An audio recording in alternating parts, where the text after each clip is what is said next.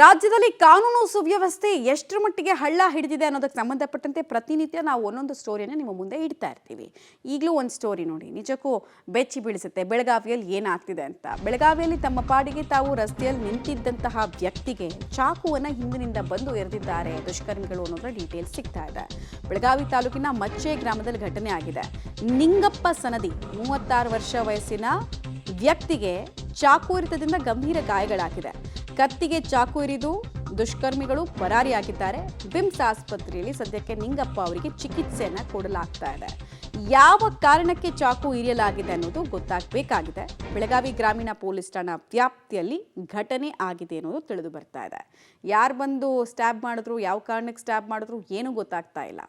But ರಸ್ತೆಯಲ್ಲೇ ಇದೆಲ್ಲ ಆಗ್ತಾ ಇರೋದು, ಹಾಡಹಗಲೇ ಆಗುತ್ತೆ ಅಂತ ಅಂದರೆ ನಿಜವಾಗ್ಲೂ ಕೂಡ ಬೆಳಗಾವಿಯಲ್ಲಿ ಪೊಲೀಸರ ಬಗ್ಗೆ ದುಷ್ಕರ್ಮಿಗಳಿಗೆ ಅಥವಾ ಅಪರಾಧಿಕ ಕೃತ್ಯಗಳನ್ನು ಎಸಗೋರಿಗೆ ಎಷ್ಟರ ಮಟ್ಟಿಗೆ ಭಯ ಇದೆ ಅನ್ನೋದು ಗೊತ್ತಾಗುತ್ತೆ. ಇವರಿಗೀಗ ಗಂಭೀರವಾಗಿ ಗಾಯ ಆಗಿದೆಯಂತೆ. ಚಿಕಿತ್ಸೆನ ಸದ್ಯಕ್ಕೆ ಮುಂದುವರಿಸಲಾಗ್ತಾ ಇದೆ. ಬಟ್ ಪೊಲೀಸರು ತನಿಖೆ ಮಾಡಿ ಹೇಳಬೇಕು ಯಾರಾತ, ಏನು ಕತೆ ಅಂತ.